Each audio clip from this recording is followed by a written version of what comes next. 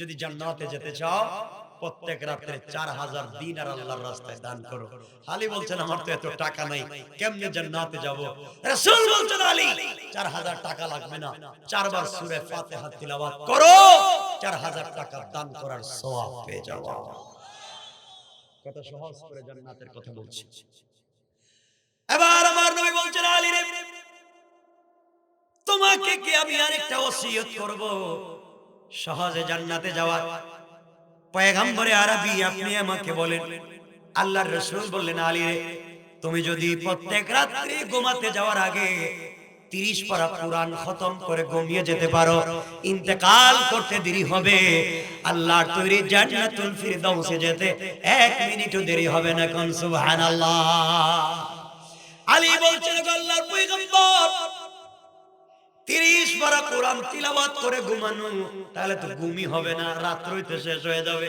আল্লাহর পয়গম্বর বলছেন আলী রে, তুমি যদি রাত্রে ঘুমাতে যাওয়ার আগে 3 বার মাত্র সূরা ইখলাস পড়ে ঘুমিয়ে যাও, 30 পারা কোরআন তিলাওয়াতের সওয়াব আল্লাহ দিয়ে দিবে। কত সওয়াব! 4 বার সূরা ফাতিহা, 3 বার সূরা ইখলাস। পারবো তো ইনশাআল্লাহ? আমার নবী বললেন আলী, ও আলী, জান্নাতে যদি যেতে চাও রাতে ঘুমাতে যাওয়ার আগে জান্নাতের মূল্য পরিশোধ করে ঘুমাইও। আলী চোখের পানি ছেড়ে বলছেন আল্লাহর পয়গম্বর, জান্নাতের মূল্য আমি কেমনে পরিশোধ করব?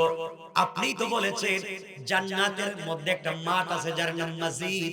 আল্লাহ বলছেন ওয়ালাদাইনা মসজিদ, আল্লাহ এত বিশাল মাঠ বানিয়েছেন যেই মাঠে জিবরিল আমিন 600 নূরের ডানা দিয়া 1 সেকেন্ড টান দিলে 1000 বছরের রাস্তা যায়। এই জিবরিল আমিন 70টা বছর দৌড়ালে যেই মাঠের ফুল কিনারা পেলেন না। এত বিশাল মাঠ, এত বিশাল জান্নাত। এই জান্নাতে নারীদেরকে যে 3টা পোশাক দেওয়া হবে, সালোয়ার কামিজ আর ওড়না। পয়গম্বরে আরবি ওড়নার মধ্যে যে পাথর লাগানো থাকবে, এক একটা পাথর আরশ কুরসি ওয়া কলম জান্নাত জাহান্নাম সব বিক্রি করে দিলেও হবে না। আপনি কেমনে বললেন জান্নাতের মূল্য পরিশোধ করে ঘুমাতে হবে? পয়গম্বরে আরবি আপনি কেমনে পারবো? আপনি বলেন। আমার নবী বললেন আলী রে, তুমি যদি রাত্রিবেলা ঘুমাতে যাওয়ার আগে মাত্র 3 বার দরুদ শরীফ পড়ে ঘুমিয়ে যাও, 3 বার দরুদ পড়লে 8টা জান্নাতের মূল্য পরিশোধ হয়ে যায়। আল্লাহ রাব্বুল ইজ্জত ওয়াল জালাল বললেন, গোলাম রে, এই দুনিয়ার জমিনে যারা আমি আল্লাহর গোলাম দাবি করবে, আশিকে রাসূল দাবি করবে, আমি আল্লাহর গোলামের 2 নম্বর গুণ হলো আমার গোলামকে কেউ গালি দিলে গালির জবাব দিবে না, আমার গোলামকে মারলে মারির জবাব দিবে না, আমার গোলামের সমালোচনা করলে জবাব দিবে না, বরং আমার গোলাম তো গালির জবাব দেয় না। আমার গোলামকে কেউ গালি দিলে গালির জবাবে ওই ব্যক্তির জন্য শান্তি আর সালামতির দোয়া করে যায়। কোন সুবহানাল্লাহ। তাহলে আল্লাহর গোলামের 2 নম্বর গুণ গালি দেওয়া যাবে। কথা বলেন না, আপনার গালি দেননি না, আপনারা তো ওলিয়া ওলিয়া, গালি দেন না, দিলে এত গালাগালি করে কে এলাকায় গালি দেন, কিছু হইলে মাই শুরু করে দেন, আছে না নাই?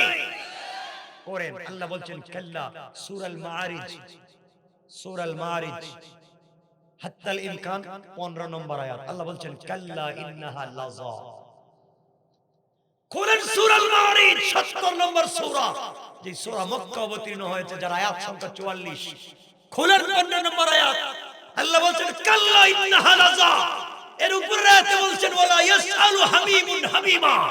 এমন একদিন আসবে বন্ধু তার বন্ধুর সামন দিয়ে চলে যাবে, বাবা তার ছেলের সামন দিয়ে যাবে, মা তার মেয়ের সামন দিয়ে যাবে। ইবসরুনহুম ইয়াদুল মুজরিমু লাউ ইফতাদি। সামনে দিয়ে যাবে, তাকায়াও দেখবে না, তাকায়াও দেখবে না। বিশ্বাস হচ্ছে না আপনাদের? বৃষ্টি চলে আসছে, আপনাদেরকে বুঝাইয়া দিতাম কোন জিনিস। আল্লাহ বলছেন কাল্লা ইন্নাহা লাযা। শয়তানি করো, তোমাদেরকে আমি আল্লাহ লেলিহান অগ্নিতে ঢুকাবো। এবং লেলিহান অগ্নির ভাষা কি? এর পরের আয়াতে আল্লাহ বলছেন নাযাতাল লিশাওয়া। যে আগুন চামড়া জ্বালিয়ে দেয়, হাড়ি জ্বালিয়ে দেয়, গোশত জ্বালিয়ে দেয়, কিন্তু তোমার কলিজা পর্যন্ত আগুন আসবে, আমি রূহকে জ্বলতে দেব না, এর অর্থ হলো তোকে জিন্দা রাইখা আমি আচ্ছা মতো শাস্তি দেব। কেমনে বুঝাবো?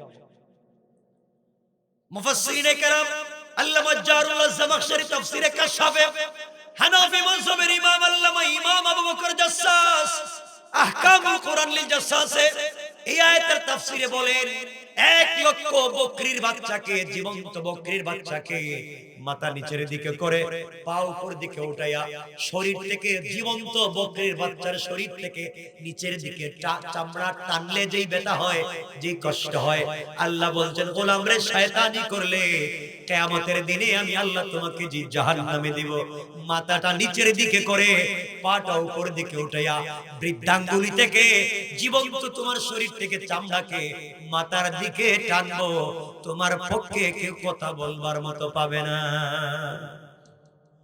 আল্লাহ বলছেন যখন দেখবে তাকে লটকানো হচ্ছে, কষ্ট হচ্ছে আপনাদের, লটকানো হচ্ছে মাথা নিচের দিকে পা উপর দিকে, গোলাম আল্লাহকে বলবে ইয়াউমি ইযিম বিবানি, আয় আল্লাহ তোমার পায়ে ধরে আমাকে ছেড়ে দাও, আল্লাহ আমাকে ছাড়ো, আমি ঠিকমতো তোমার নাম নিতে পারি নাই, 40 বছর বিদেশে ছিলাম, দিনে কাজ করেছি, রাতে কাজ করেছি, ওভার ডিউটি করেছি, আল্লাহ কিশোরগঞ্জ বাজারে আমার দোকান ছিল, রাত দিন কাজ করেছি, এই জন্য আমার বাচ্চার স্কুলের বেতন দেওয়া লাগবে, টিউশনি ফি দেওয়া লাগবে, আয় আল্লাহ যা করেছি সন্তানের ভবিষ্যতের জন্য করেছি, সন্তানকে মানুষ বানিয়েছি, সন্তানকে পিএইচডি ডিগ্রিধারী বানিয়েছি, সন্তানের জন্য বাড়ি করেছি, গাড়ি করেছি, সন্তানের জন্য মিল ফ্যাক্টরি করেছি, সন্তানের জন্য সব করলাম, কিয়ামতের দিন আইসা আমাকে মাথা নিচের দিকে করে পা উপর দিকে দিয়ে টাঙ্গাইয়া তুমি পিটাবা, আয় আল্লাহ শক্ত করছি সন্তানের জন্য, প্রয়োজন বুঝে আমার সন্তানকে বেঁধে পিটাও, ইয়াউমি ইযিম বিবানি, আমার সন্তানকে ধরো, এরপরেও আমাকে ছেড়ে দাও। আল্লাহ বলবেন গোলাম বল তোর সন্তানকে বাঁধবো, কয় আল্লাহ এই সন্তানকে বড় করবার জন্য কষ্ট করেছি, ঈদের দিন পর্যন্ত কাজ করেছি, আল্লাহ আমাকে ছেড়ে দাও। আল্লাহ বললেন আর কি বলবে বল। গোলাম এবার বলতেছে আয় আল্লাহ সন্তান দিলাম, আমার ছেলে দিলাম, আমার মেয়ে দিলাম, তুমি আমাকে ছেড়ে দাও। আল্লাহ বলছেন আর কিছু বলবে কি? গোলাম এবার বলতেছে ওয়া সাহিবাতিহি ওয়া আখি, আয় আল্লাহ আমাকে ছেড়ে দাও, ওয়া সাহিবাতিহি আমার স্ত্রীকে, আমার ওয়াইফকে বাঁধো, যার অর্নামেন্টস আর জুয়েলারি দেওয়ার জন্য কষ্ট করেছি। আল্লাহ তাআলা স্ত্রীর কথা শুনে সুদে টাকা আনছি, স্ত্রীর কথা শুনে সুদ খেয়েছি, স্ত্রীর কথা শুনে জ্বালাতন শুনে স্ত্রী বলতো তুমি যেই চাকরি করো, পাশের বাড়ির ভাই তো একই চাকরি করে, পাশের বাড়ির ভাইয়ের বাসায় কত সুন্দর সুন্দর শোকেস আছে, ওয়াইড ডু আলমারি আছে, এয়ার কুলার এয়ার কন্ডিশন আছে, টাইলস আর সিরামিক আছে, একই চাকরি করো, তোমার ঘরে নাই কেন? আয় আল্লাহ আমার পাশের বাড়ির ভাই তো ঘুষ খাইতো, আমি খেতাম না, এই জন্য আমার ঘরে নাই। আমি স্ত্রীর কথা শুনে ঘুষ খেয়েছি, সুদ খেয়েছি, স্ত্রীর কথা শুনে আরেকজনের পুকুরে বিষ দিয়া মাছ মেরেছি, স্ত্রীর কথা শুনে আরেকজনের জমিয়ে খাদ্য দখল করেছি, স্ত্রীর কথা শুনে বড় ভাইয়ের মাথায় বাড়ি দিয়েছি। আয় আল্লাহ তাআলা আমাকে ছেড়ে দাও, আমার স্ত্রীকে বাঁধো। আল্লাহ বলেন গোলাম সন্তানকে দিলে, স্ত্রীকে দিলে, আর কি দিবে? গোলাম এবার বলছে আল্লাহ তাআলা এত কিছু দেওয়ার পরেও যদি তুমি আমাকে না ছাড়তে পারো, আল্লাহ তাআলা ওয়া আখি আমার ভাই বোনকে বাঁধো। আয় আল্লাহ আমি বড় ভাই ছিলাম, আমার ছোট ছোট ভাই বোন ছিল, ওদেরকে বড় করবার জন্য, মানুষের মতো মানুষ বানাবার জন্য আমি আমার জীবন বলে গিয়েছি, ছোট ছোট ভাইদেরকে মানুষ বানিয়েছি, পড়ালেখা করিয়েছি, চাকরি দিয়েছি, বোনদেরকে বিয়ে দিয়েছি। আল্লাহ তাআলা ভাই বোনদের লাইফের কথা চিন্তা করে আমি আমাকে ভুলে গিয়েছি। আজ আমার সম্বন্ধে আমার ভাই চলে যায়, আমার বোন চলে যায়, আমাকে লটকায় তুমি পিটাচ্ছ, আমার দিকে তাকায় না। আয় আল্লাহ তাআলা ওদেরকে তুমি বাঁধো, আমাকে ছেড়ে দাও। আল্লাহ বলেন গোলাম রে আর কি দিবে? বলতেছে আল্লাহ উম্মিহি ওয়া আবি, আমার মাকে বাঁধো, আমার বাপকে বাঁধো।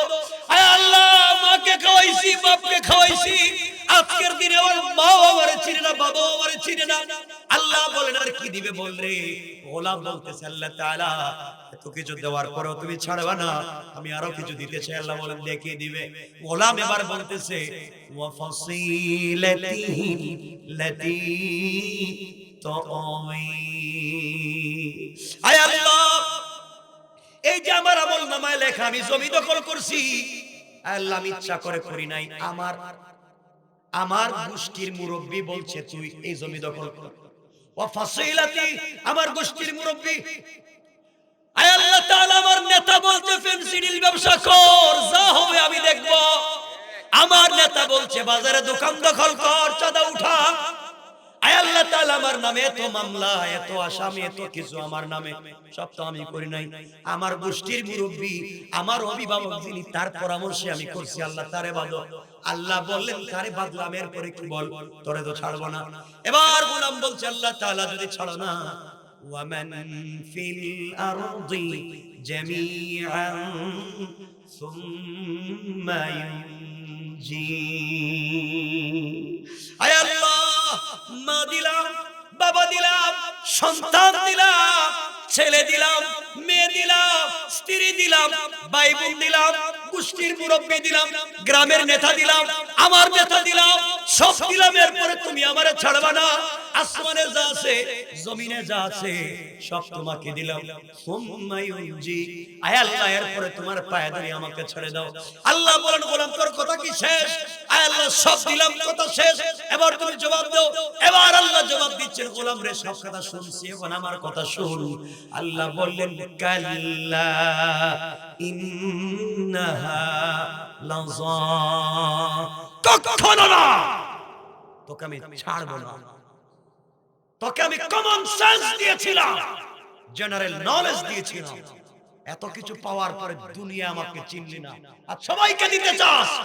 কাল্লা ইন্নাহা লাযা, যে নেতার কথা শয়তানি করলে, তাদউ মান আদবারা ওয়া তাওয়াল্লা, এদেরকে ডাক দে, তাদউ, ডাক। যে নেতার কথায় বদমাইশি করছ, যে নেতার কথায় গরিবের বাড়ি দখল করলে, যে নেতার কথায় তাফসীরে ডিস্টার্ব করলে, তাদউ, তাকে ডাক দে।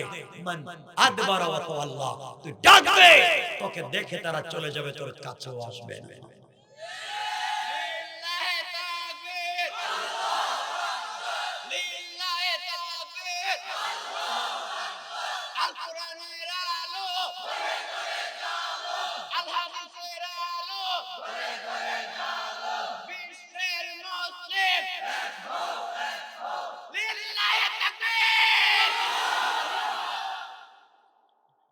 আমার কথা কি বুঝছেন এতক্ষণ? কি বোঝা গেল? কিয়ামতের দিন কাউরি পাইবে না, কেউ নাই। এটা তো আমি বাংলা বলছি, আরে সূরাল মারিজের তাফসীর করলাম এতক্ষণ, যা বললাম সূরাল মারিজের কথা। এরপরে আল্লাহ বলছেন ওয়া জামাআ ফাআওয়া, এরপরে বলছেন যারা টাকা ডিপিএস করো, ওয়া জামা, টাকা জমাও, ফাআওয়া, পুঞ্জীভূত করার গণ।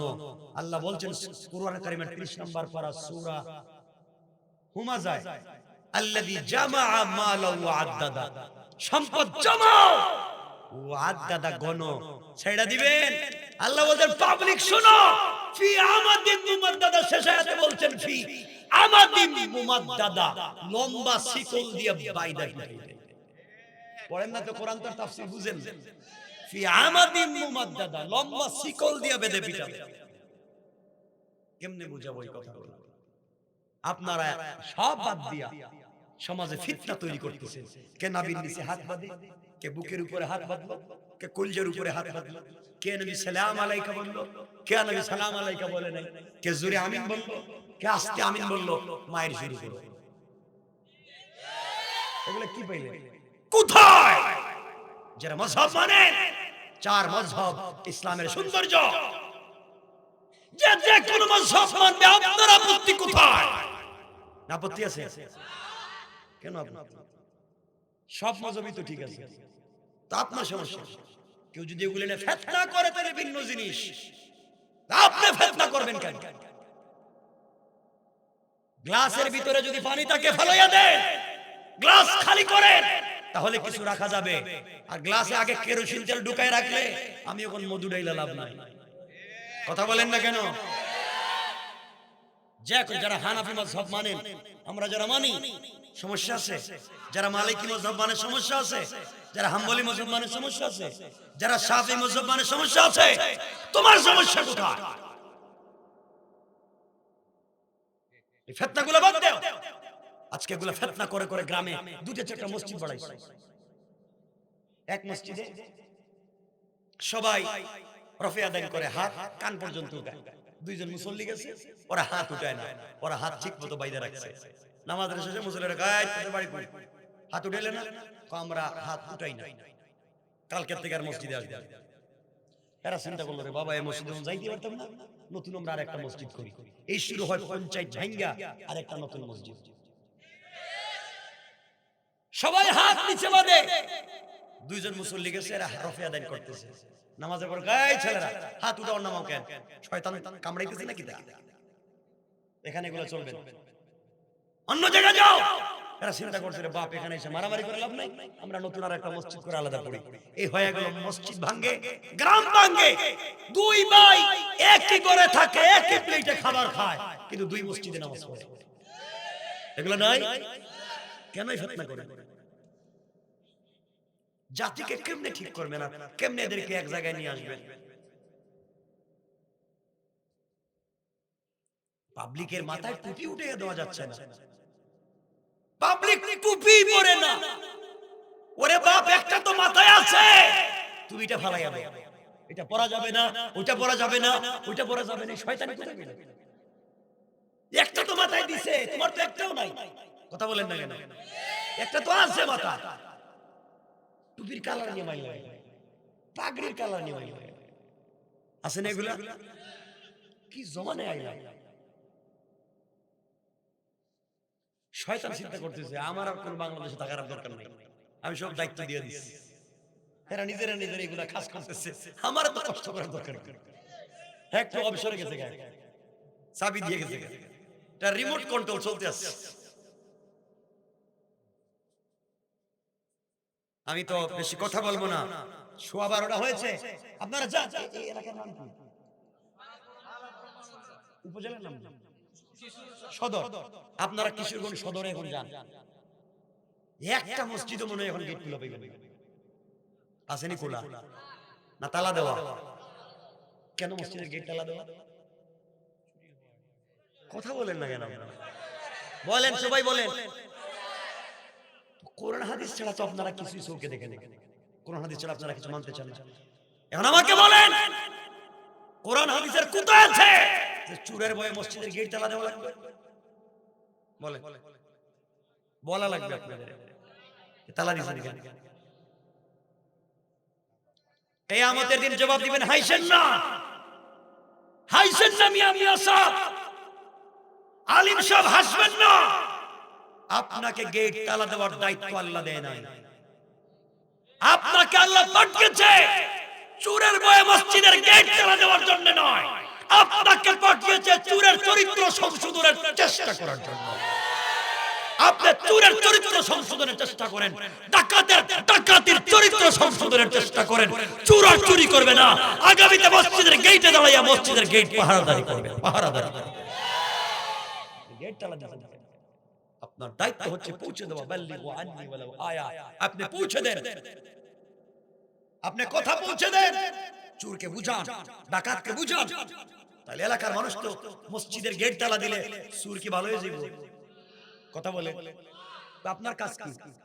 আপনাদের কাজ কি? আপনারা তো সবাই বলেন আমরা রাসূলের ওয়ারিস, ওয়ারাসাতুল আম্বিয়া।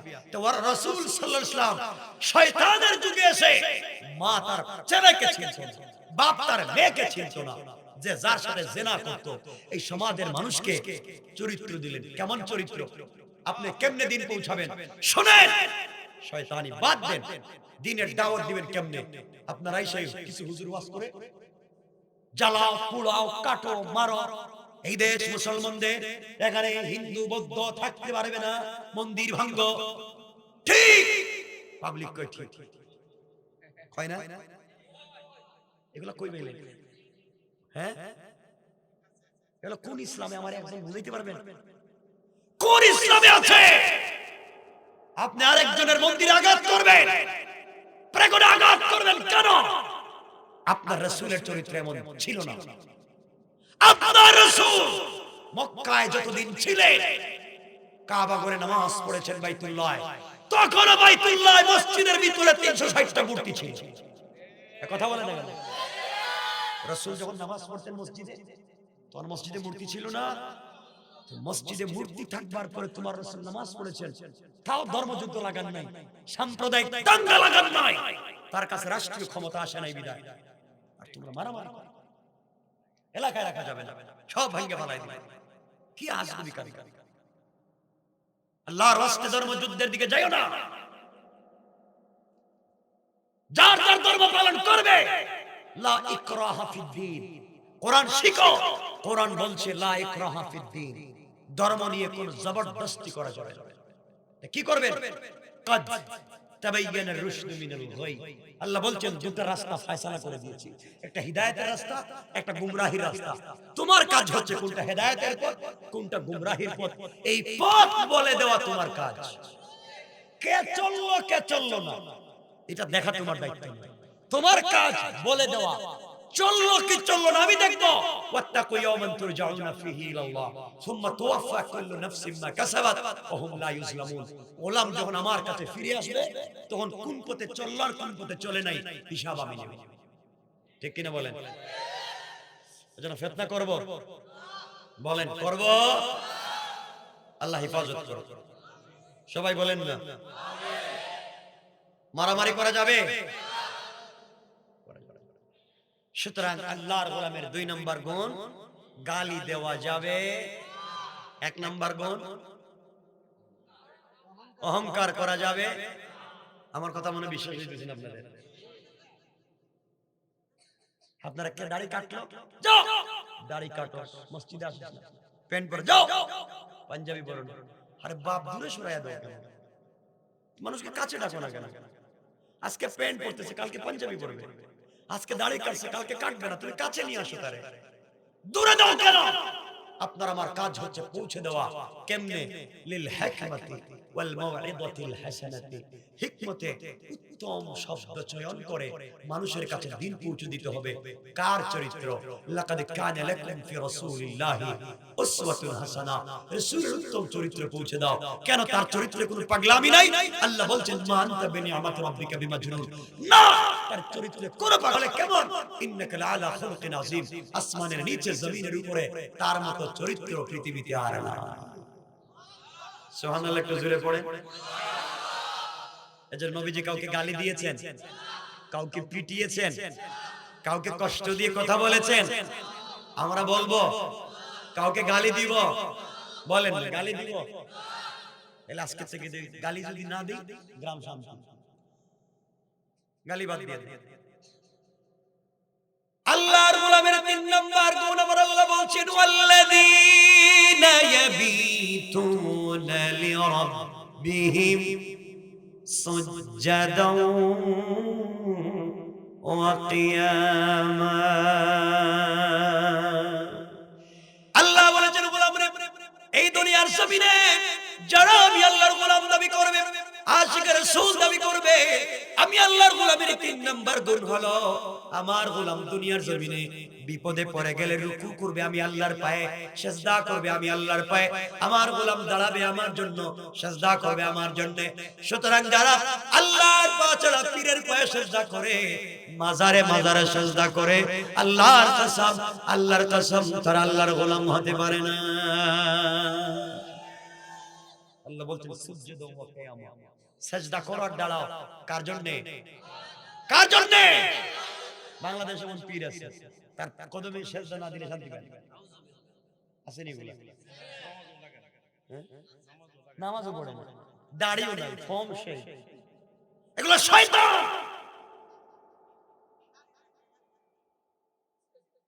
আল্লাহর রাস্তে ওই সমস্ত শয়তানদের কাছে যাবেন না, কারণ শয়তানও তার জীবনে এই কাজ করে নাই। আল্লাহ আমাদের হেফাজত করুন। আল্লাহর গোলামের 3 নাম্বার গুণ রুকু সিজদা কার পায়ে? আল্লাহর পায়ে। আল্লাহর গোলামের 4 নাম্বার গুণ আবার আল্লাহ বললেন ওয়াল্লাযীনা ইয়াকুলুনা রাব্বানা সরিফ আন্না আযাব জাহান্নাম ইন্না আযাবাহা কানা গারামা। আল্লাহ বলেছেন গোলাম রে, এই দুনিয়ার জমিনে যারা আমি আল্লাহর গোলাম দাবি করবে, আশিক রাসূল দাবি করবে, আমি আল্লাহর গোলামের 4 নাম্বার গুণ হলো সাকারাত শুরু হয়ে যাওয়ার আগে, গারগারা শুরু হয়ে যাওয়ার আগে, কবরে চলে যাওয়ার আগে, মালাকুল মউত পৌঁছে যাওয়ার আগে, আজরাইল চলে আসার আগে, কবরে পৌঁছে যাওয়ার আগে আমার যে গোলাম তার জিন্দেগির গুনার জন্য আল্লাহর দরবারে হাত উঠিয়ে ক্ষমা চাইবে, আল্লাহ বলেছেন গোলাম রে তওবা করতে দেরি হবে, আমি আল্লাহ মাফ করে দিতে দেরি হবে না। কোন সুবহানাল্লাহ। কারণ তুমি রবকে চিনতে পারো নাই। মুসা আলাইহিস সালাম আল্লাহর কাছে গিয়ে বলছেন, আল্লাহ আমি তো তুর পাহাড়ে আসছি, তুমি বলো না তুমি কোথায় আর আমি কোথায়। আল্লাহ বলছেন, মুসা তুমি তো তুর পাহাড়ের নিচে, আমি কোথায় একটু বলো। মুসা বলছেন, আল্লাহ আমি তুর পাহাড়ের নিচে, তুমি মনে হয় তুর পাহাড়ের উপরে। আল্লাহ বলছেন, না রে মুসা, তুমি তুর পাহাড়ের নিচে, আমি তুর পাহাড়ের উপরে নাই, বরং তোমার আর আমার মধ্যখানে ৭০,০০০ নূরের পর্দা। এত দূর থেকে তোমার সঙ্গে আমি কথা বলতেছি। মুসা আশ্চর্য হয়ে বলছেন, আল্লাহ এত দূর থেকে আমার সঙ্গে তুমি কথা বলো, তোমার সাথে আমার প্রেম, তোমার সাথে আমার ভালোবাসা, জীবনে কি কারো সঙ্গে দেখা করে কথা বলবো না? আল্লাহ বলো না। আল্লাহ বলছেন, ও মুসা, কিয়ামতের আগে আমার একদল গুনাহগার গোলাম আসবে, গুনাহ করার পরেও রাত্রিবেলা সিজদায় পড়ে সুবহান রাব্বিয়াল আলা বলে যখন ডাক দেয়, আল্লাহু আরশে ইস্তাওয়া, আমি তো আরশে আজিমে থাকি, গোলাম যখন আমাকে ডাক দেয় আরশে আজিমে থাকি না, সাথে সাথে তার নামাজের জায়গায় হাজির হয়ে যায়। তার নাম তো রব। কেমনে বুঝাই? ভাই সারা বলে আল্লাহ কি আল্লাহ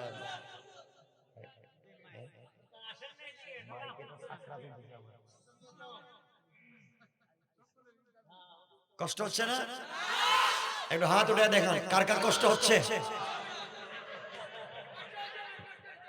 একদম বললাম কষ্ট দিছে কার?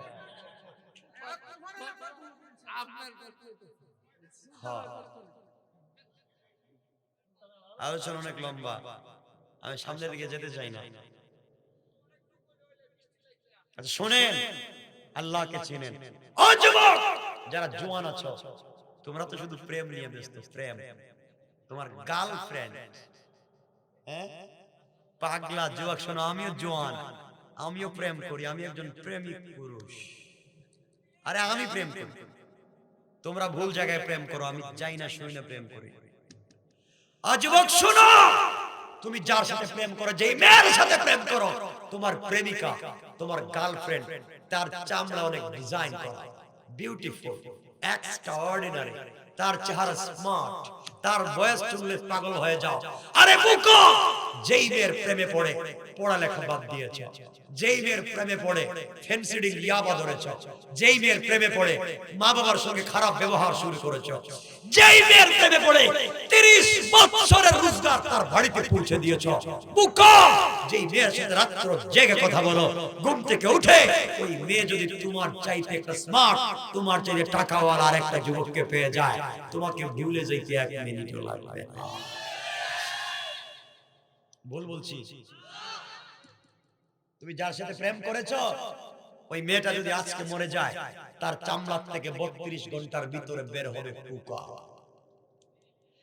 আমার রাসূলের সঙ্গে আমার আল্লাহ প্রেম করেছে, আমার রাসূলকে আমার আল্লাহ মাঝে মাঝে ডাক দিয়ে বলতেন, ইয়া আইয়ুহাল মুদাসসির, ইয়া আইয়ুহাল মুজাম্মিল, কুম ফাআনজির, ওয়া রাব্বাকা ফাকাব্বির, ওয়া সিয়ামাকা ফাতাহির, ওয়া চাদরওয়ালা চাদর খোলো, কম্বলওয়ালা কম্বলের নিচ থেকে বের হও।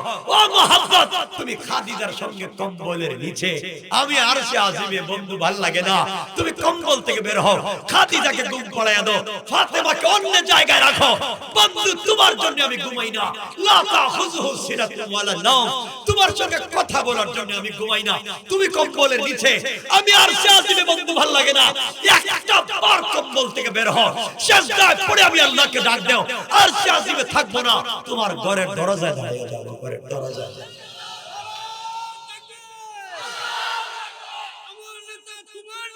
বিশ্বনবী মুস্তাফা সে আল্লাহকে চিনতে পারলেন। সেই আল্লাহর পয়গম্বর বিশ্ব নবী সংক্ষেপের দিকে চলে আসছে, কে বলবেন না কিন্তু চালান। সেই বিশ্ব নবী বলছেন, আলী যদি জান্নাতে যেতে চাও প্রত্যেক রাতে 4000 দিনার আল্লাহর রাস্তায় দান করো। আলী বলছেন, আমার তো এত টাকা নাই, কেমনে জান্নাতে যাব? রাসূল বলছেন, আলী 4000 টাকা লাগবে না, 4 বার সূরা ফাতিহা তিলাওয়াত করো, 4000 টাকা দান করার সওয়াব পেয়ে যাওয়া। কত সহজ করে জান্নাতের কথা বলছি। এবার আমার নবী বলছেন, আলী রে, তোমাকে কি আমি আরেকটা ওসিয়ত করব সহজে জান্নাতে যাওয়ার? পয়গম্বরে আরবি আপনি আমাকে বলেন। আল্লাহর রাসূল বললেন, আলী রে, তুমি যদি প্রত্যেক রাত্রি ঘুমাতে যাওয়ার আগে 30 পারা কুরআন খতম করে ঘুমিয়ে যেতে পারো, ইন্তেকাল করতে দেরি হবে, আল্লাহর তৈরি জান্নাতুল ফিরদাউসে যেতে 1 মিনিটও দেরি হবে না। কোন সুবহানাল্লাহ। আলী বলছেন, আল্লাহর পয়গম্বর 30 পারা কোরআন তিলাওয়াত করে ঘুমানো, তাহলে তো ঘুমই হবে না, রাত্রই তো শেষ হয়ে যাবে। আল্লাহর পয়গম্বর বলছেন, আলী রে, তুমি যদি রাত্র ঘুমাতে যাওয়ার আগে 3 বার মাত্র সূরা ইখলাস পড়ে ঘুমিয়ে যাও, 30 পারা কোরআন তিলাওয়াতের সওয়াব আল্লাহ দিয়ে দিবে। কত সহজ। 4 বার সূরা ফাতিহা, 3 বার সূরা ইখলাস, পারবো তো ইনশাআল্লাহ। আমার নবী বললেন, আলী, ও আলী, জান্নাতে যদি যেতে চাও রাতে ঘুমাতে যাওয়ার আগে জান্নাতের মূল্য পরিশোধ করে ঘুমাইও।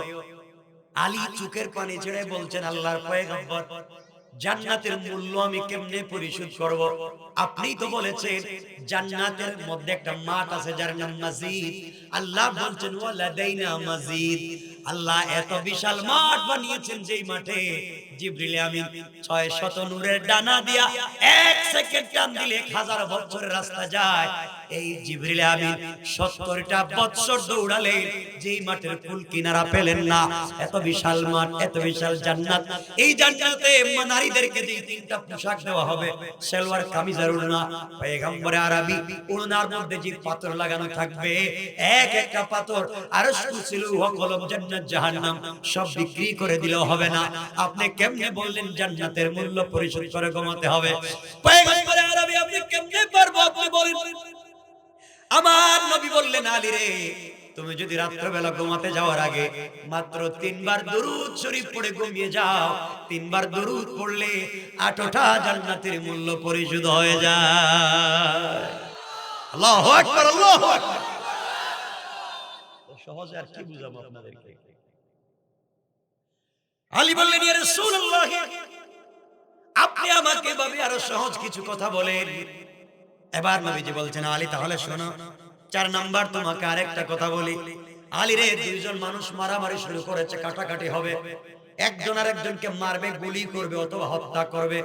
2 জন মানুষের ঝগড়া বন্ধ করে রাত্রিবেলা ঘুমাইও, 2 জন মানুষের ঝগড়া মিটায়ে ঘুমাইও। আলী বলতেন, ইয়া রাসূলুল্লাহ, প্রত্যেক রাতে কে কোথায় মারামারি করে আমি কোথায় খুঁজবো? কার ঝগড়া মিটাবো? প্রত্যেক রাতে কে কোথায় মারামারি করে আমি কোথায় খুঁজতে যাব? নবীজি বলেন, আলী রে, তুমি যদি ঘুমাতে যাওয়ার আগে মাত্র 10 বার আস্তাগফিরুল্লাহ এই শব্দ তিলাওয়াত করে পাঠ করে ঘুমিয়ে যাও, 2 জন মানুষ ঝগড়া করাকে বন্ধ করে দিলে যে সওয়াব হয়, আল্লাহ তোমার আমলনামায় এই সওয়াব দিয়ে দিবে। কত সহজ, কত সহজ জান্নাত। পারবো তো ইনশাআল্লাহ? কয়টা বলছি? 1 নম্বরে 4 বার সূরা ফাতিহা, 2 নম্বর 3 বার সূরা ইখলাস, 3 নম্বরে বলছি 3 বার দুরূদ শরীফ, 4 নম্বরে বলছি 10 বার। এবার আলী বলছেন, আল্লাহর পয়গম্বর আমাকে আরেকটু ওসিয়ত করেন। এবার নবীজি বলছেন, আলী রে, ঘুমাতে যাওয়ার আগে প্রত্যেক রাতে একটা মকবুল হজ, মকবুল উমরা করে ঘুমাইও। আলী বলছেন, আমি তো মদিনায় থাকি, প্রত্যেক রাতে কেমনে মক্কায় যাব? কেমনে হজ করব? বাইতুল্লাহ তাওয়াফ করব, মাকাম ইব্রাহিমে সালাত পড়ব, জমজমের পানি দিয়ে ওযু করব, গোসল করব, জামরাতে যাব, মিনায় যাব, মুজদালিফায় যাব। এতগুলা যাওয়ায় আমার সময় কি? আমার তো টাইম নাই। প্রত্যেক রাতে কেমনে যায়? ওগো আল্লাহর পয়গম্বর আপনি বললেন প্রত্যেক রাতে মকবুল হজ করব, প্রত্যেক রাতে মকবুল উমরা করব। হজিবা করলাম, কবুল হইছে কিনা জানবো কেমনে? আমার নবী আলীর কাঁধে হাত রেখে কপালে চুম্বন করে বলেন, আলী রে, তুমি যদি ঘুমাতে যাওয়ার আগে চারবার কালিমা তাওহীদ, চারবার কালিমা তামজিদ, চারবার কালিমা তাইয়্যিবা লা ইলাহা ইল্লাল্লাহ মুহাম্মাদুর রাসূলুল্লাহ, এই কালিমা চারবার পড়ে যদি ঘুমিয়ে যাও, একটা মকবুল হজ, একটা মকবুল উমরা করার সওয়াব পেয়ে যাবে। কত সহজ। তাহলে আমরা চারবার সূরা ফাতিহা পড়ব, 4000 টাকা দান করার সওয়াব পাবো। তিনবার সূরা ইখলাস পড়ব, 30 পারা কত কোরআন খতমের সওয়াব পাবো। আমরা তিনবার দুরূদ শরীফ পড়ব, জান্নাতের মূল্য পরিশোধ করে ঘুমাবো। 10 বার আস্তাগফিরুল্লাহ পড়ব, দুইজনের ঝগড়া মিটিয়ে দেওয়ার সওয়াব পাবো। আমরা চারবার কালিমা তাইয়্যিবা পড়ে আমরা ঘুমিয়ে যাব, একটা মকবুল হজ, একটা মকবুল উমরা করার সওয়াব পাবো। জান্নাতে যাওয়া এখন কঠিন হইছে না সহজ হইছে? সুতরাং এই জান্নাতে আমরা যদি এভাবে আমল করতে পারি, কিয়ামতের দিন যদি ছেলে আমারা না চিনে, মেয়ে আমারা না চিনে, বউ যদি না চিনে, আত্মীয় স্বজন যদি না চিনে, আসা যায় না, চিনবেন আমাদের রাসূল। ঠিক কিনা জোরে বলেন? আল্লাহ আমাদের সবাইকে কবুল করুন। আল্লাহ বলেন আর না,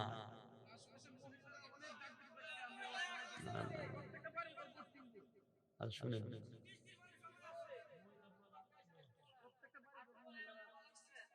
আর শুনেন না, ওয়াজ বলার মতো আমি 2-2.5 ঘন্টা কথা বলতে আপত্তি নাই, কোন আপত্তি নেই। কতক্ষণ কথা বলছি বন্ধু? কতক্ষণ? 1.5 ঘন্টা হয়ে গেল। না, ভালো লাগে না। কথা বলতাম, বলেছি আর লম্বা করতে না, এখানে কথা রাখতেছি, বিষয়টা এখানে রেখে দিলাম। এই যে কথা বললাম, এটাই হচ্ছে লিতুখরিজান নাসা মিনাজ যুলুমাতি ইলান নূর, অন্ধকার থেকে মানুষকে আলোর পথ দেখানো। এই আমলগুলো করবেন, অন্ধকার থাকবে না, আলোকিত হয়ে যাবে। কোন সুবহানাল্লাহ। যুবকদেরকে বলছি, ভাই নামাজটা পড়ে বলেন ইনশাআল্লাহ। কি কি বলছি? নামাজ পড়ার জন্য মসজিদ শর্ত না, মসজিদ শর্ত না, যেখানে সময় হবে সেখানেই নামাজ। এটা যদি জমিনে হয়, পানিতে হয়, সাগরে হয়, বিমানে হয়, যেখানে সুযোগ। এমনকি মহিলার যদি ডেলিভারির বাচ্চা অর্ধেক পৃথিবীতে আসছে, অর্ধেক পেটের ভিতরে আছে, তাও নামাজের সময় হয়, নামাজ পড়তে হবে। নামাজ ছাড়া যাবে না, কারণ রাসূলের জিন্দেগীর শেষ কথা আস-সালাতু আলা ওয়াক্তিহা। আমরকে যখন মুগীরা ইবনে শুবার গোলাম আবু লুলু আল মাজুসি খঞ্জর দিয়ে আঘাত করেছে ফজরের নামাজে, প্রথম রাকাত পড়িয়েছেন, দ্বিতীয় রাকাত পড়াতে পারেন নাই, তখন যখন তার পেট থেকে নাড়ি বুড়ি বের হয়ে গিয়েছে, যখন তার জ্ঞান ফিরেছে, তখনও বলেছেন আস-সালাত আস-সালাত। এজন্য আমরা নামাজকে সোজা করি, কিয়ামতের দিন সব সোজা হয়ে যাবে ইনশাআল্লাহ। বলেন ইনশাআল্লাহ। আল্লাহ আমাদের সবাইকে কবুল করুন। এখানে রাইখা দিলাম, কথা লম্বা করব না, মহিলাদের কথা আওয়াজ করার দরকার নেই, শুধু এতটুকুনি বলবো, ভাই 1 মিনিটে বইলা দি, বাসায় গিয়া বউরে কাজের বুয়া বানাইয়েন না। বউরে তো কাজের বুয়া বানাইছেন আপনারা। বউ ঘুম থেকে উঠা কি করে? স্ত্রী ওয়াইফ ঘুম থেকে উঠেই ওয়াশরুম পরিষ্কার করো, টয়লেট পরিষ্কার করো, সবার নাস্তা ঠিক করো, 14 গোষ্ঠীর কাপড় ধুয়ে দাও, বাচ্চার টিফিন তৈরি করো, বাচ্চারা নিয়ে স্কুলে যাও, স্কুল থেকে আসো, সবার খাবার রেডি করো, মা বাপরে খাওয়াও, সবার খিদমত করো, আত্মীয় স্বজন আসলে তাদেরকেও খাওয়াও, রাত্রেবেলা রান্না তৈরি করো, সবাইরে খাওয়াও। এগুলা করতে করতে বউ যে কোন সময় না খেয়ে ঘুমিয়ে গেছে, এই খবরটাও কোনো স্বামী নেয় না। হ্যাঁ, এগুলা করবেন না, বউরে কাজের বুয়া বানাইবেন না। 2 নাম্বার, বাসায় গিয়ে বউরে সালাম দিয়ে। পৃথিবীর কোন হাদিসে পাবেন না যে বউ দিয়ে কাজ করাইবেন ঘরে, একটা হাদিসও পাইবেন না, একটা হাদিসও পাইবেন না। খোলেন না তিরমিজি, শামাইলে তিরমিজি, রাসূলের জিন্দেগি দেখেন, আয়েশার কথাগুলো শুনেন এখানে কি বলতেন রাসূল। মসজিদে নববীর মুতাওয়াল্লি ছিলেন, মসজিদে নববীর ইমাম ছিলেন, মসজিদে নববীর খতিব ছিলেন, মাদ্রাসার সুপার শিক্ষক ছিলেন, মাদ্রাসার দারুল আরকামের শিক্ষক ছিলেন, মদিনার বাজারের বড় ব্যবসায়ী ছিলেন, মদিনার রাষ্ট্রের প্রেসিডেন্ট ছিলেন, যুদ্ধের ময়দানে সেনাপতি ছিলেন। এত কাজ করার পরে বাসায় আয়েশা পুরো সহযোগিতা করতেন না। এটা ভুল বলছি আমি। কেন আপনি পারেন না? কেন বউর সাথে শয়তানি করে? সব কাজ বউরি দিয়ে করে, এগুলো সব বাদ। নিজে রান্না করে খাওয়াইবে। হাসে কেন? হাসলো কেন? আরে আমার নবী আয়েশাকে বলতেন, আয়েশা রান্না হইছে? ইয়া রাসূলুল্লাহ, আমি গোশত রান্না করতেছি। নবীজি বলছেন, আয়েশা আমি রুটি তৈরি করি, তুমি গোশত রান্না করো। আমি সবজি তৈরি করতেছি, তুমি প্লেট গোলা দাও। আমি তোমার কাপড় ধুইয়া দিচ্ছি আর তুমি রান্না তৈরি করো। সুবহানাল্লাহ বলেন, সুবহানাল্লাহ বলেন। মানে বোর কথা বললি সুবহানাল্লাহ বলেন। বাসায় বলাইছে এই ওয়াজ আজকে করি নাই, তাহলে সাইজ করে দিতে হবে। একটা লোক এখানে যারা বিয়ে করছে, একটা লোক বউরিকে সালাম দেয় খবর নেন, ঠিক কিনা বলেন? কেন সালাম দেন না? শামাইলে তিরমিজি খুলেন, আয়েশা বলছেন, আল্লাহে আল্লাহর কসম আমি রাসূল পাককে সালাম দেওয়ার কত চেষ্টা করেছি, কিন্তু নবীজির আগে নবীজিকে সালাম দিতে পারি নাই। নবীজি নিজের স্ত্রীকে সালাম দিয়েছেন, আপনি দেন না কেন? কোন দেন না কেন? বউরে সালাম দেন। নিজের বউরে তো ভালো লাগে না, একটা দিনও নিজের বউরে কয় না বউ তুমি খুব সুন্দর, শুধু পাশের বাড়ির ভাবিরে কয় ভাবি মাশাআল্লাহ। সেই ঠিক কিনা বলেন? ওয়াজ আজকে করি না, বউরে ভালো লাগে না, শয়তানি বাদ দাও, বউরে ভালোবাসতে শিখো। মাঝে মাঝে বাসায় শোনো, বউর ঠোঁটে লিপস্টিক লাগাই দিও। হাসলো কেন? আশ্চর্য কেন? লিপস্টিক লাগানো হারাম নয়, বউ হচ্ছে জিনা। আনতুম লিবাসুল্লাহুন্না, এটা তোমার পোশাক, তুমি কেমনে সাজাবা তুমি জানো। তোমার জন্য ঠোঁটে লিপস্টিক দেওয়া হারাম, বউর জন্য হারাম না। লাগাই দিবেন। হাসে কে? মুরব্বীরা আমার চেহারার দিকে তাকায় গেছে, বাবা আমরা বয়স শেষ হয়ে গেছে, এই বয়সে লিপস্টিক লাগাই দিব? আপনি তো এই বয়সে দিবেন। কোরআনে আল্লাহ বলছেন বুড়া আর বুড়ির যে ভালোবাসা, হ্যাঁ একজন আর একজন ছাড়া বাঁচতে পারে, ঠিক কিনা বলেন? এই ভালোবাসা তো আলাদা ওয়াজ।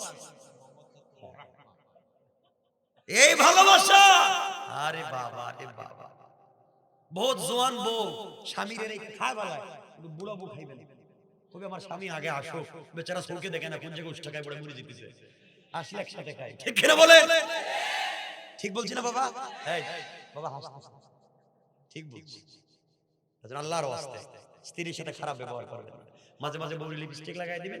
আরেকটা হাদিস বলি, দারা কুতনি মাইমুনার riwayat, রাসূল পাক বলছেন, আমি চাই না নারীদের হাতের নখ পায়ের নখগুলো খালি থাকুক, আমি চাই না খালি থাকুক, এদের এগুলা খালি থাকুক না। এজন্য মেয়েদের হাতের নখে পায়ের নখে মাঝে মাঝে মেহেদি লাগাই দিবেন। ঠিক কি ইনশাআল্লাহ? বলেন ইনশাআল্লাহ। বউর হাতের নখে পায়ের নখে মেহেদি লাগাই দিবেন। এরা কিচ্ছু মানে না, না বুয়া বলতেছি নাকি? সারা দিন শুধু পুরুষের পক্ষে ওয়াজ করেন, মহিলার বিপক্ষে এরা খুব খুশি। মহিলার পক্ষে বললে এরা বেজার হয়ে যায়। শোনেন, নিজের স্ত্রীর মুখে মেহেদি লাগাই দিবেন, ঠোঁটে লিপস্টিক লাগাই দিবেন, মাঝে মাঝে চুল সিটি করে দিবেন, বেনি করে দিবেন। এই যে চুল এদিকে এদিকে দিয়ে ভাবে,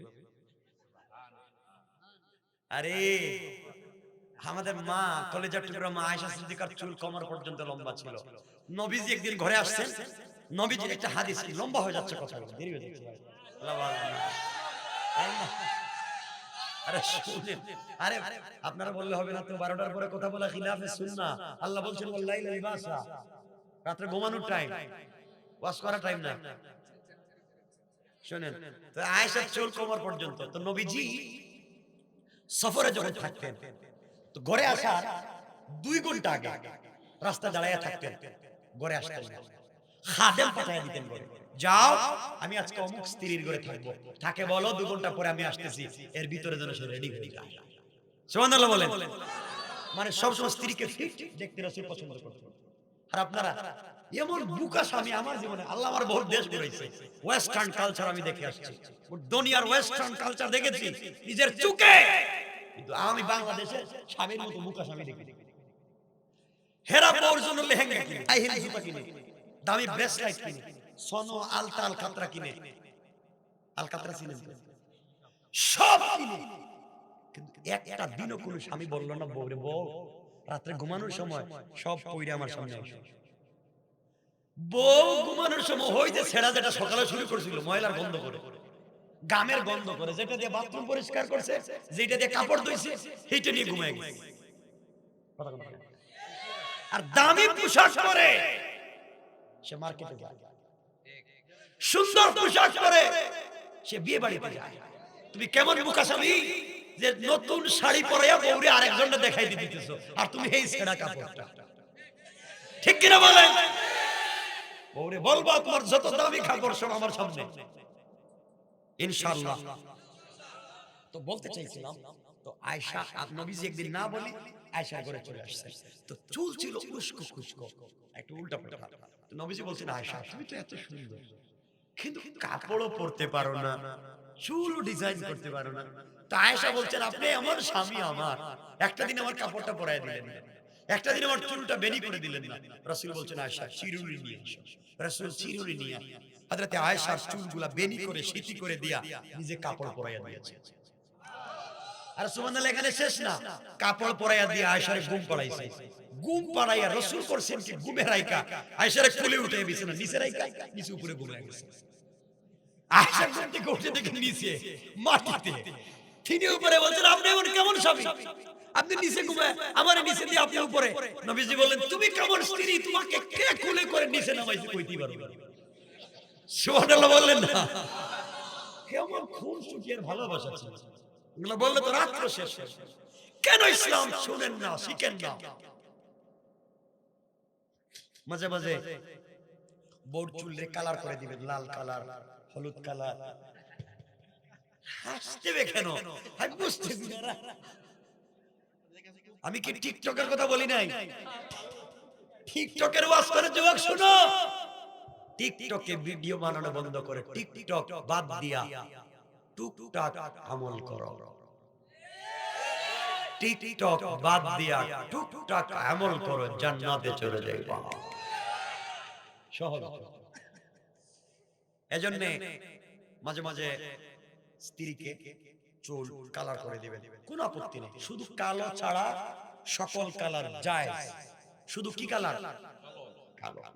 স্ত্রীর সামনের চুল কাটতে দিবেন না, সামনের চুল কাটা হারাম। পিছনের চুল লম্বা হয়ে গেলে সমান করার জন্য এতটুকু পরিমাণ কাটা জায়েজ। পিছনে নিচে সামনের চুল হারাম, মেয়েরা ব্রু প্লাক করা হারাম, আলগা চুল লাগানো হারাম। ঠিক আছে তো? মাঝে মাঝে নিজের বউরে, শাড়ি তো ইসলামে নাই, তো শাড়ি তো ইসলামের পোশাক না। ইসলামের পোশাক তিনটা, সালোয়ার কামিজ আর ওড়না। জান্নাতে মহিলাদের পোশাক হবে তিনটা, সালোয়ার কামিজ ওড়না। যাই হোক, আপনার থ্রি পিস পরাইয়েন, যেটাই পরান, মাঝে মাঝে বউরে বলবো কথাগুলা, কি খুশি ভাষা জান না, বুঝবেন না কেমন জিনিস জান আছে। মাঝে মাঝে শুনেন কি বলতে চাই, যে পোশাক পরলে স্ত্রীকে স্মার্ট লাগে, আবার বলছি, যে পোশাক পরলে স্ত্রীকে স্মার্ট লাগে, পৃথিবীর সবথেকে আকর্ষণীয় মেয়ে মনে হয়, এই ধরনের পোশাক পরাইয়া নিজের সামনে উপস্থাপন করবেন, বাহিরে নয়, নিজের সামনে। এখন যদি নিজের স্ত্রীকে প্যান্ট পরাইতে ভালো লাগে, হাসেন কেন, কি বলতে চাই শুনেন শেষ পর্যন্ত। শার্ট পরাতে যদি ভালো লাগে, স্যান্ডো গেঞ্জি পরাতে যদি ভালো লাগে, তাও পরাই। কেন বলছি? বাহিরে নয়, শুধু আপনার সামনে। আপনার স্ত্রীকে পৃথিবীর সবথেকে স্মার্ট করে যদি আপনার চোখের সামনে উপস্থাপন করেন, তাহলে রাস্তায় বের হইয়া অন্যের বউর দিকে অন্যের মেয়ের দিকে চোখ যাবে না। নিজের বউকে ভালো লাগে না, এই জন্য অন্যের বউর দিকে তাকাও। নিজের স্ত্রীকে সুন্দর মনে হয় না, এই জন্য অন্যের মেয়ের দিকে তাকাও। নিজের স্ত্রীকে সুন্দর করে নিজের সামনে উপস্থাপন করো, রাস্তায় বের হলে কারো দিকে চোখ যাবে না, ইনশাআল্লাহ। বলেন ইনশাআল্লাহ। এতটুকুন বলছি তো, এতে করতে করতে রাত রাত হয়ে যেতেছে। শেষ কথা শেষ, শোনেন, শেষ কথা বলে দিই।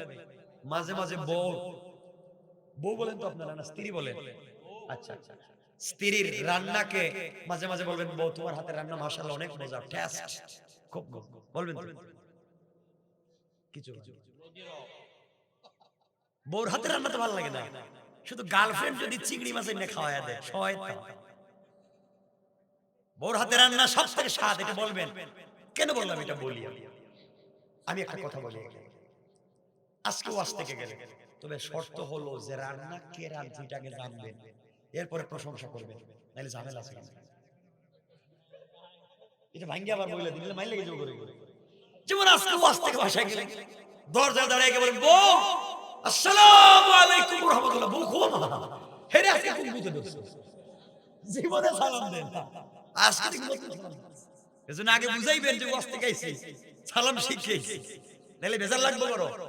বউ বলবে, দেখছো কার সাথে ছিল আর আমার পাম দিতে চাইছে, সালাম দিবে।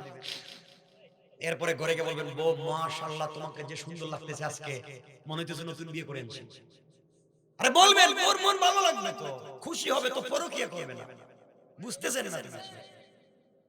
এরপরে ঘরে গিয়ে টেবিলে খাবার, বলবো মাশাআল্লাহ তোমার হাতের রান্না কি যে স্বাদ, কি যে টেস্ট, মন চাইতেছে প্লেট শুদ্ধ ভাঙ্গিয়া খাওয়া ভালো। বউ গেছে খেয়ে ফিরিয়া, ও কি কইলেন? বললাম তো তোমার হাতের রান্না খুব স্বাদ হইছে। বকে বলবেনই তো, 20 বছর থেকে রান্না করে খাওয়াই, জীবনে আমার রান্না স্বাদ লাগে নাই, আর আজকে ওয়াজ উপলক্ষে পাশের বাড়ির বাবির কাছ থেকে এক পেয়ালা গোশত আনছি, এইটাই তোমার জিভে স্বাদ লাগছে। তাইলে মায়ের কিন্তু খবর আছে, এইজন্য আগে জানবেন এটা কইবেন, রান্নাটা করছি এটাকে জানবেন, এরপরে প্রশংসা করবেন ইনশাআল্লাহ। ঘরের ভিতরে যদি শান্তি থাকে, হার্ট অ্যাটাক হবে না। হার্ট অ্যাটাকের মূল কারণ, ব্রেইন স্ট্রোকের মূল কারণ হচ্ছে ঘরের সমস্যা। এটা আমার না, এটা মেডিকেল সায়েন্স বলতেছে, আমার না। এজন্য হার্ট ভালো রাখতে চান, ঘরের ভিতরে আনন্দ উল্লাস করবেন। এজন্য রাসূলের পাককে আয়েশা নবীজি দিনের দাওয়াত দিতেন বাইরে, খাদিজা দিনের দাওয়াত দিতেন, মানুষ গালি দিত, মারতো, পিটাইতো, খাদিজা দরজা দাঁড়ায় থাকতেন। নবীজি এসে দরজায় নক করে বলতেন, খাদিজা। খাদিজার দরজা খুলেই আমার নবীর কপালে চুম্বন দিয়ে মুস্কি হাসতেন, খাদিজার গালে টুল পড়তো, নবীজি সারা দিনের কষ্ট ভুলে যেতেন। আর আমাদের বউরা কয় আজকে আইন করো, খবর আছে, তোমার মা কি করছে খবর আছে, আর মুসলমানই দিবে। ঠিক ঠিক কি না? এটা ঠিক কইলো, এত মহিলাদের বিরুদ্ধে কথা বলে। আল্লাহ আমাদেরকে হেফাজত করো, সবাই পড়েন আমিন। 2 ঘন্টা হয়ে গেছে ভাই, কি কি ফেসবুক না শোনো, আরে শোনো, আমার কালকে প্রোগ্রাম হচ্ছে রাজবাড়ী ওপারে ফরিদপুর। শোনো, ফেসবুক চালাওনি, বাদ দেও, কম চালাই, ফেসবুক সময় দিও না। এই ফেসবুকে সময় নষ্ট না করে কাজে সময় দাও ইনশাআল্লাহ। একদিন আমি বললাম, আমার কথা লিখে রাখবেন, আগামী 50 বছর পরে আমাদের শিক্ষিত, আমাদের এই ছাত্র সমাজ অশিক্ষিত হয়ে যাবে, ওরা কাউকে পছন্দ করবে না, মা বাপকে দেখবে না, স্কুল কলেজে যাবে না, সারাদিন ফেসবুকে গেম আছে না, এগুলা বাদ। ফেসবুক কম চালাবেন। ফেসবুক কেন চালাও, সওয়াব আছে নাকি? হ্যাঁ, এত সময় না চালাইয়া কোরআন শরীফ তেলাওয়াত করো, সওয়াব হবে ইনশাআল্লাহ।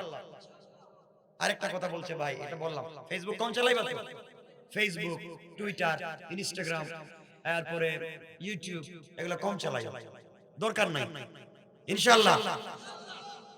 ইনশাআল্লাহ। এরপরে মা বাবার খিদমত কইরো, হ্যাঁ, মা বাপকে সম্মান দিও, মা বাপের খিদমত করবা, মা বাবার সঙ্গে ভালো ব্যবহার করবা, মা বাবার সঙ্গে রাগ করে কথা বলবা না, চোখ গরম করে কথা বলবা না, ভয় দেখায় কথা বলবা না, মা বাপকে সম্মান দিবা, মা বাপকে ইজ্জত দিবা, চেষ্টা করবা মা বাবার কাছ থেকে দোয়া নিতে। তুমি যদি মা বাবার কাছ থেকে দোয়া নাও লাইফে কামিয়াব। আর মা বাপকে যদি কষ্ট দাও মরার আগে শাস্তি পাওয়াই লাগবে। যত লোক দুনিয়া দেখবেন বেইজ্জত হয়, আবার বলছি যত লোক পৃথিবীতে দেখবেন বেইজ্জত হয়, মনে রাখবেন তার মা বাবার বদদোয়া। আবু বকরের রিওয়ায়াতে হাদিস কম, আবু বকর রিওয়ায়াত পৃথিবীতে তিনটা মানে তিনটা শাস্তি পাওয়া লাগে। পৃথিবীতে তিনটা শাস্তি না পাইলে মত নাই। এর মধ্যে একটা শাস্তি হলো যারা মা বাবার সঙ্গে খারাপ ব্যবহার করবে এরা মরার আগে শাস্তি পাওয়াই লাগে। এজন্য যারা দেখবেন পৃথিবীতে বিভিন্ন কারণে দেখবেন এরা বেইজ্জত, কোনো ওয়াজ নসিহতের দরকার নাই, মনে করবেন এর মা বাপ যে কোনো কারণের উপরে সন্তুষ্ট ছিল। এজন্য আল্লাহর ওয়াস্তে মা বাপকে কষ্ট দিব না।